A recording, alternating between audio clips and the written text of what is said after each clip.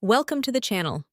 In today's video, we will read a story about a woman whose husband had a toxic mother and toxic jobless sister that demanded them to hand over their dream house for his sister's deadbeat husband and her 6 children. This is a two-part story, so be sure to like and subscribe for part 2. Let us begin. My in-laws have a very toxic relationship with my husband, and it is starting to affect my life. You see, while growing up, my husband used to be the favorite golden child, and my mother-in-law was extremely close to him. Jacob has told me that because his dad used to be quite busy with work, his mother and he spent a lot of time together, but I have noticed that his sister Sarah isn't treated the same by my mother-in-law. Although I am sure that my mother-in-law loves both her children, I have noticed time and time again that she favors my husband more. I am sure Sarah must have felt that growing up also, which is why my husband has always tried to fill the role by being a good older brother to her and always being there for her. But the thing is that both Sarah and my mother-in-law would sometimes behave so absurdly that it crossed the line. For example, when we first started dating, Jacob, who was still just a fresh college graduate at that time, and my in-laws, including Sarah, used to live in the same house. My in-laws had given my husband an entirely different floor so he could have his own privacy and invite whoever he wanted. This is why he would sometimes invite me over to his place to spend the night with him. However, on several occasions during the morning, Sarah would barge into our room while we were sleeping without knocking. As you can imagine, sometimes we were not even properly dressed, but she would act like it was completely normal and start talking to Jacob about very random things. This was extremely weird for me, as I was uncomfortable with her seeing me in my lingerie. Before anyone points out, I completely understand that Jacob lived with his family at that time, so I should have expected this. But is knocking on the door before you enter a room really too much to ask for? I guess sometimes siblings can be very close, but she and I didn't know each other that well when Jacob and I first started dating. Hence, I found it extremely disrespectful. So naturally, I talked to Jacob about it and told him that I wouldn't be coming over unless he installed a lock on his door. He agreed, but as you can imagine, Sarah, who tried to barge into the door the next morning unsuccessfully, started yelling at us about why we had the door locked. She started jiggling the door and banging on it, asking her brother to let her in. Jacob finally let her in, and she stormed into the room, questioning why he had installed the lock in the first place. When she noticed me, she pointed at me and started yelling at him if it was because of this skank stinchit. I was shocked to hear how rude and disrespectful she sounded. Jacob told her that it was him who wanted to install the door lock, but Sarah wasn't convinced. She angrily told him that they were siblings and that they shouldn't have any secrets between them. Jacob told her that he didn't have any secrets and that he had installed the lock so that she wouldn't barge in while he and I were sleeping, as it was really disturbing. Hearing this, Sarah angrily flipped her head towards me and yelled that this was all my fault and that I was coming in between her and her brother. This all seemed to be a bit too much for me, since I am very non-confrontational, so I excused myself to go to the washroom. I could hear her continue to yell, and Jacob trying to pacify her. When she was finally gone, he came in to comfort me.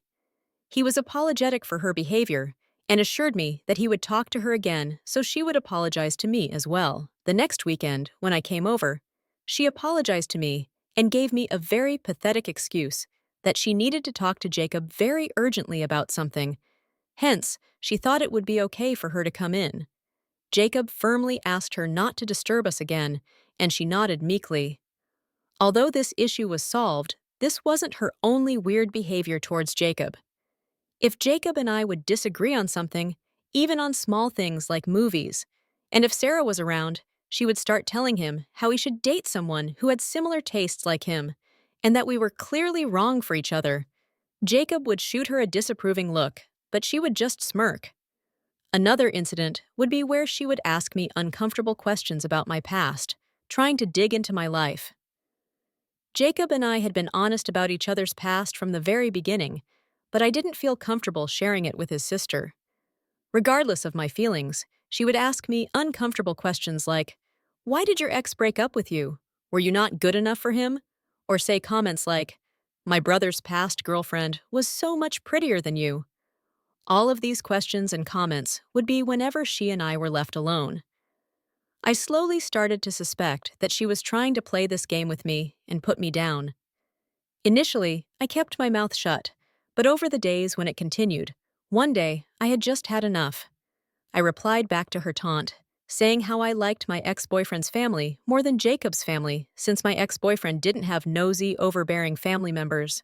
Sarah looked surprised at my reaction, and this seemed to shut her up for a while. What I had told her was basically true. Even though she did have a weird relationship with my husband, my mother-in-law was no better than her. When I first came into his life, my mother-in-law would ignore me, but once she realized that Jacob and I were getting serious, she started behaving like I was trying to steal her son away from her. She would purposefully ignore me at dinner or during family functions and act like I didn't exist. Jacob sometimes noticed this and would try to talk to her about it, but she has never changed. My mother-in-law once even called me stuck up and spoiled, just because my parents sent me to a private school, and she was a public school teacher. I even know she tried to talk Jacob out of marrying me and told him to keep looking for a better partner than me. Fortunately, my husband didn't care about her opinion and proposed to me anyway. When my mother-in-law and Sarah found out that he had proposed, they freaked out. Both of them called to tell me that perhaps this was a bad decision, and since Jacob wouldn't listen to them, I should end the relationship and give him back the ring. I found it very weird and refused to tell them that they were crossing a line by asking me to do something like this when I loved Jacob and wanted to spend the rest of my life with him. When they realized that they couldn't convince me, my mother-in-law changed her tune and begrudgingly told me that I should strive to be the best wife for him and take care of him the way that she has taken care of him all these years. I was a bit offended, but I tried to not take more offense to her words. Sarah, on the other hand, told me that I was clearly just a gold digger and that her brother deserves someone much more of his status. She threatened that she would make sure to expose me before our marriage so that Jacob would never marry me. After this conversation, I immediately talked to Jacob about everything, and he was taken aback at how rude they were towards me. He fought with them over this, but both my mother-in-law and Sarah stuck to their tune that I wasn't good enough for him. He told me to ignore them and that he loved me regardless of what they thought. Although his words were comforting, I did feel bad that his own family wouldn't accept me.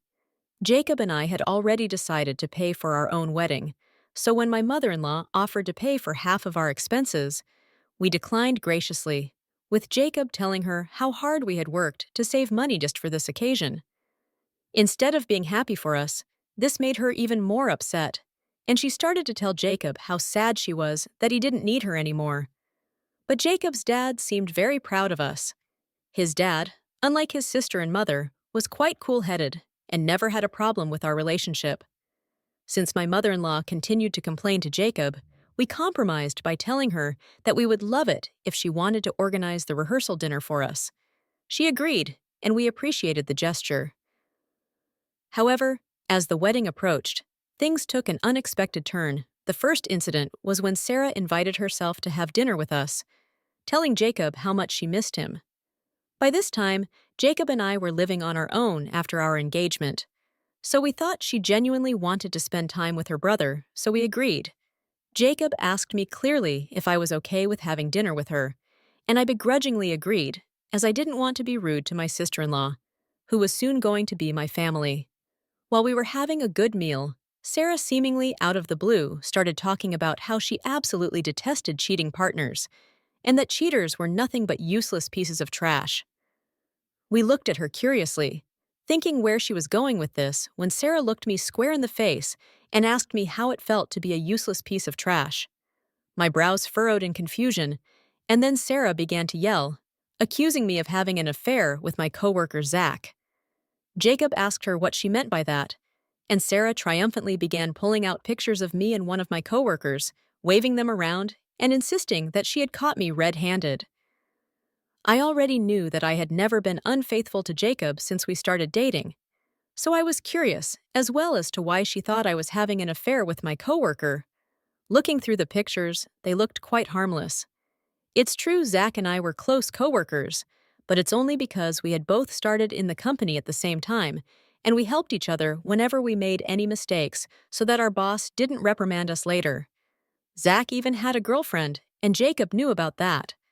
I don't have a lock on my phone, and I'd always been quite upfront with Jacob about all my coworkers.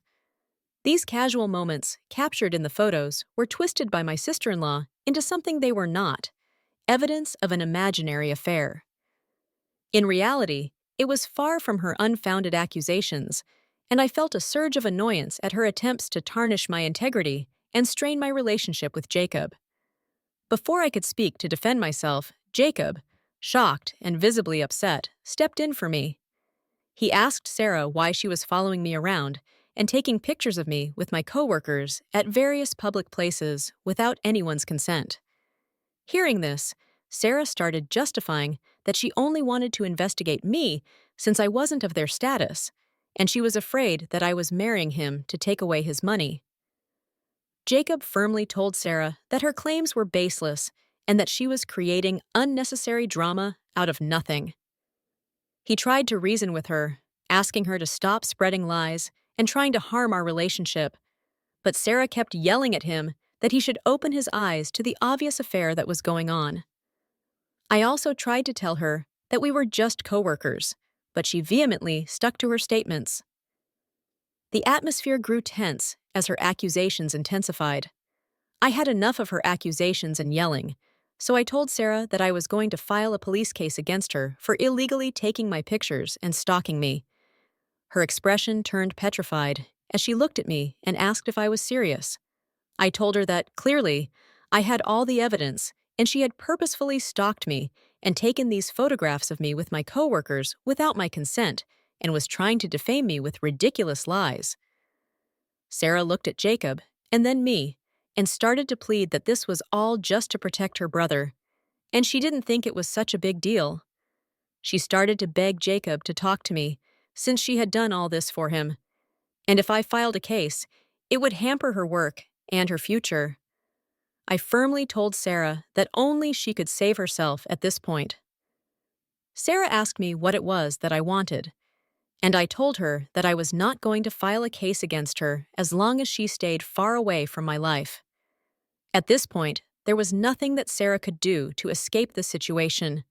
She looked at her brother, but Jacob supported me and told her that she should be grateful that I was willing to let this go, since what she had done was clearly wrong.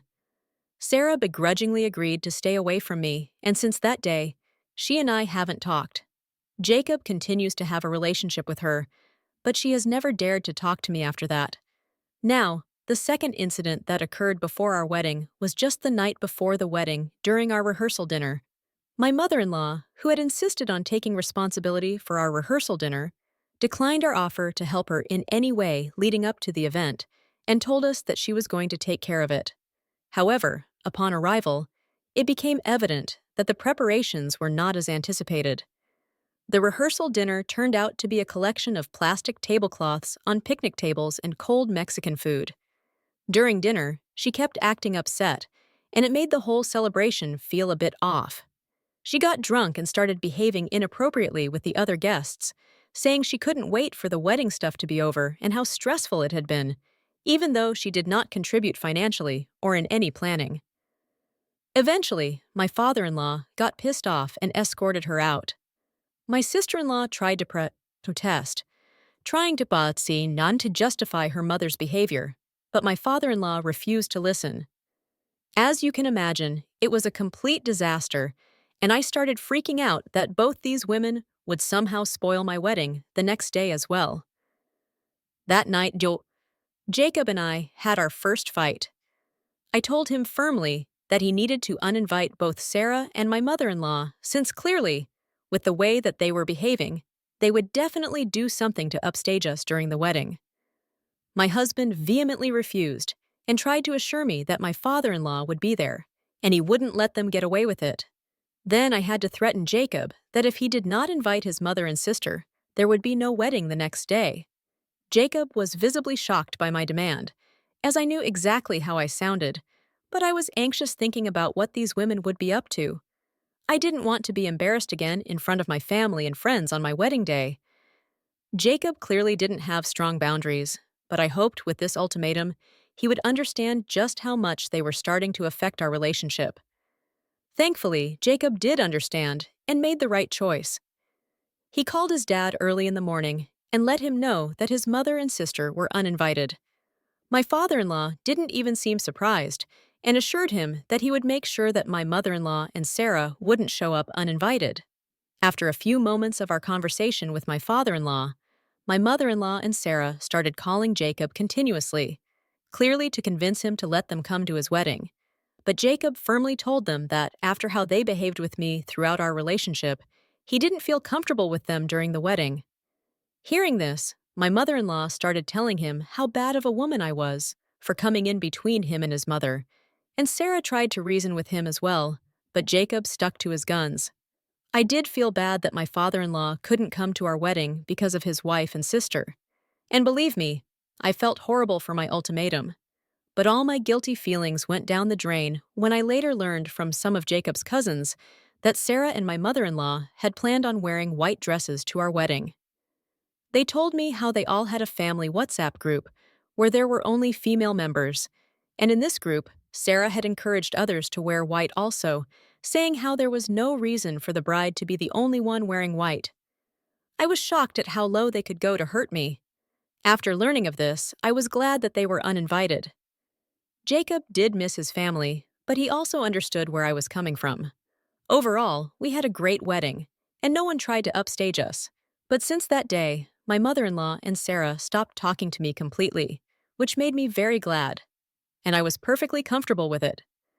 They would only invite my husband over for dinner or on special occasions, which I didn't mind terribly. My father-in-law, on the other hand, was kind to me, and we continued to stay in touch over the years. And that's the end of this story. What do you guys think about the story so far? Let me know in the comment, and I will see you in the next video.